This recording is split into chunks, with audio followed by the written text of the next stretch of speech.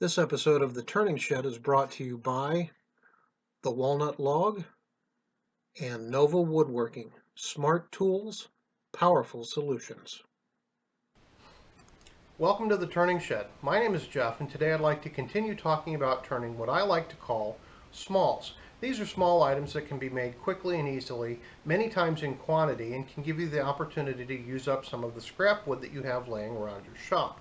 It's fall in St. Louis, so today I decided I would make a couple of mushrooms. These are great as gifts. They are good for craft show inventory. People seem to like them. You can make them quickly. They're relatively simple, and you don't need a lot of material. I started out with a 6-inch long piece of cedar that had been drying in my shop for about a year. Now, because it's dry and because it's cedar, it's also going to be very dusty. This is one of those times when I strongly recommend using either a breathing mask or other filtering system because of the dust. In addition to your normal face protection, go ahead and wear a mask. It gets really dusty in here and you don't need to be breathing that stuff in. Anyway, enough chit chat. It's time to turn, so stick around because we're going to have some fun.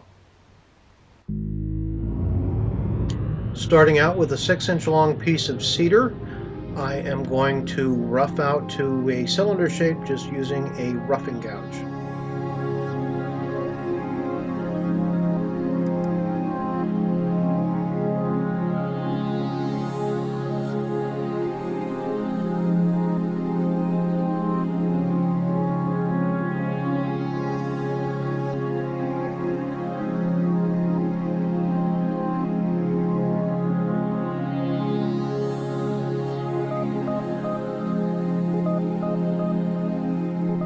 I've had a lot of requests recently on properly sizing the tenon of your workpiece based on the size of the jaws.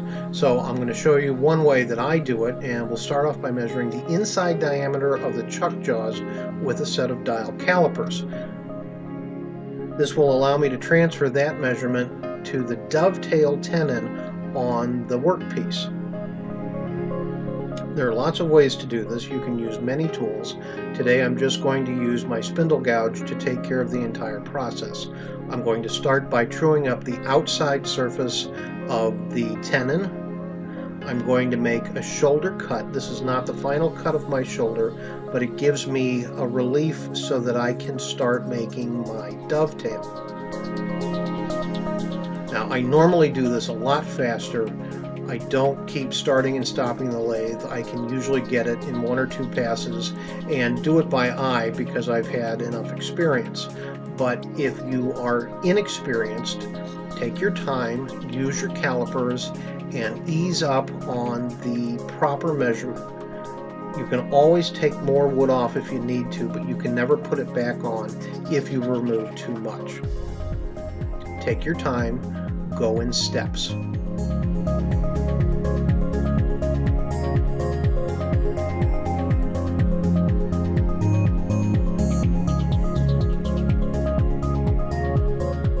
Alright, that's got it. Now I need to clean up my shoulder and make sure that it is dead flat. This will allow the jaws to sit flush with the cylinder and grab into the tenon properly. This will effectively pull the wood into the jaws and lock the piece in place.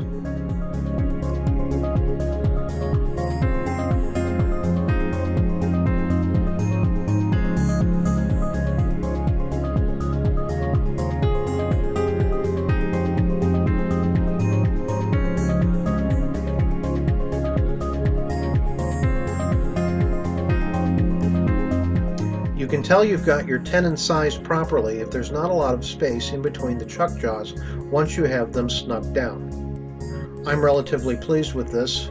There's maybe 3/16 of an inch space in between.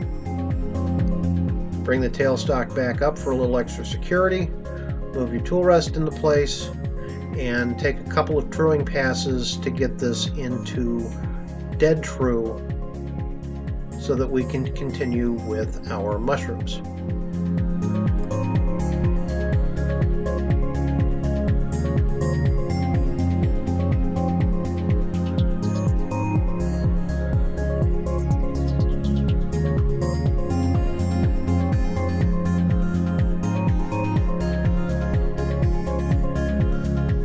Switching to the spindle gouge, I'm going to go ahead and start shaping the first mushroom. Rounding over the cap is the first part of this project.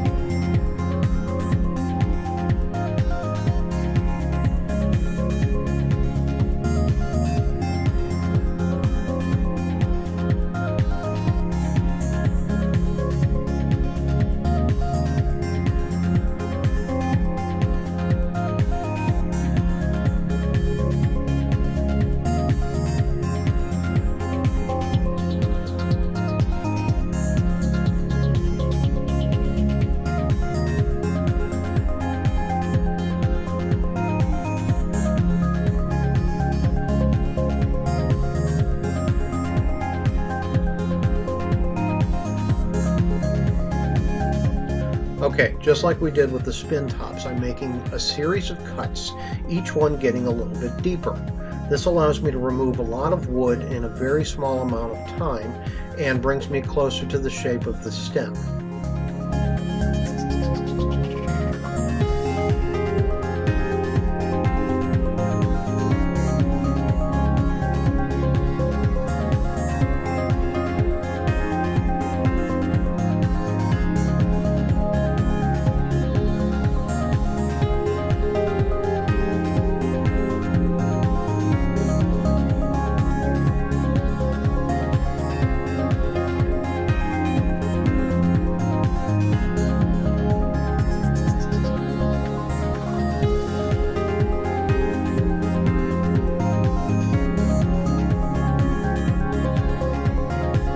Here you can see me starting to undercut the cap of the mushroom.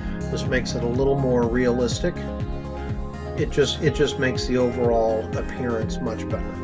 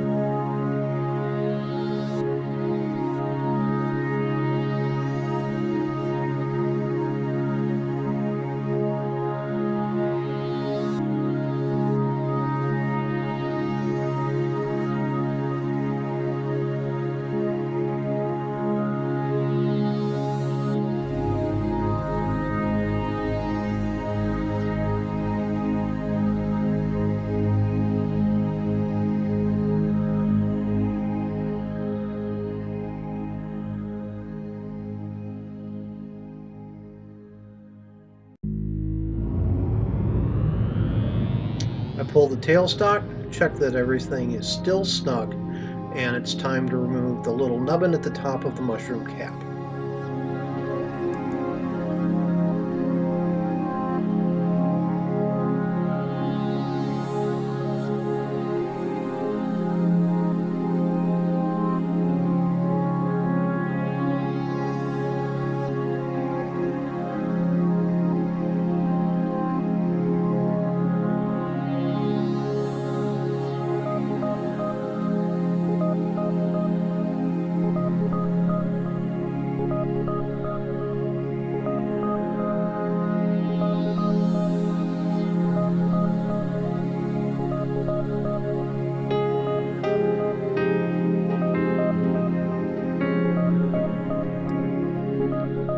It's time to part off the first mushroom. Try to go in underneath the base of the mushroom stem at a slight angle.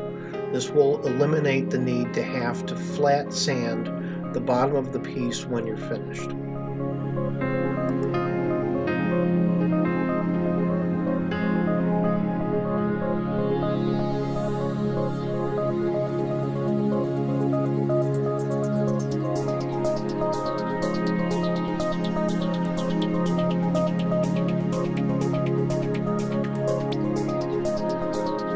Going straight into the second mushroom, you'll notice that I do not have the tailstock engaged. Because I'm much closer to the chuck on this piece, the chance of vibration is greatly reduced, and I shouldn't have any problems.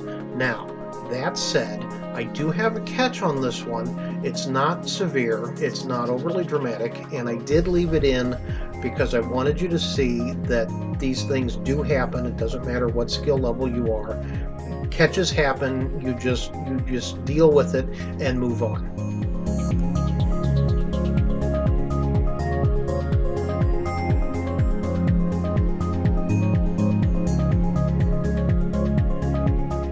Okay, here comes the catch. This is my fault completely. I catch the bottom wing of the gouge, and basically I was being too aggressive and I got careless. So what do? You stop, you reset. If you need to true up your piece again because it didn't go back into the jaws perfectly, then you do it. You reset and go from there. If I felt that this was because the tool was dull, I'd stop and I'd go touch up my blade. Unfortunately, I can't blame it on anything except I was being a little too aggressive and made the catch happen.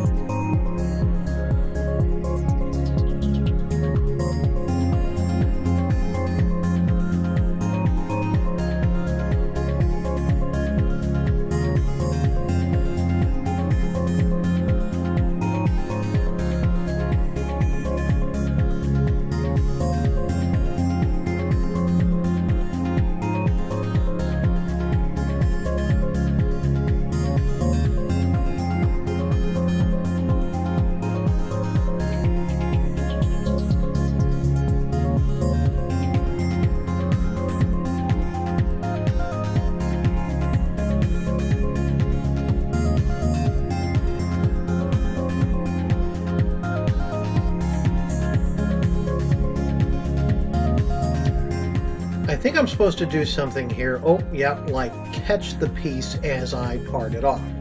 See, things happen. They just do. Anyway, all I have left is to sand the nubbins off the bottoms of these, and they are done. No additional sanding is necessary. I will give these a spray coat of lacquer, a couple of coats. I'm going to do maybe a dozen more just so that I've got enough in my show inventory and spray them all at the same time.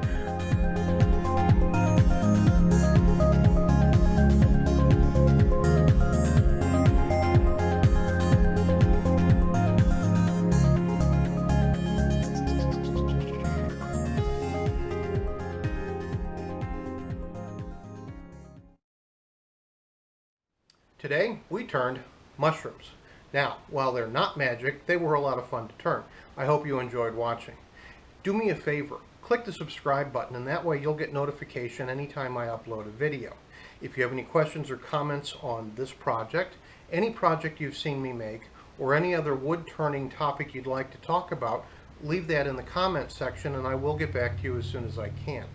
I appreciate you taking time out of your day to stop by the turning shed. My name is Jeff, and we'll see you next time. Hey, real quick, for those of you who don't know, I am actually an authorized Nova woodworking dealer. If you are interested in any of their lathes, chucks, jaws, if you'd like product information, a price quote, please let me know. I'd be more than happy to take care of you and answer any questions you might have. I try not to do too many commercials during my video, but you got to keep the bills paid, so here's the commercial. If you would like information on Nova Woodworking product, talk to me. I will be more than happy to take care of you. Thanks.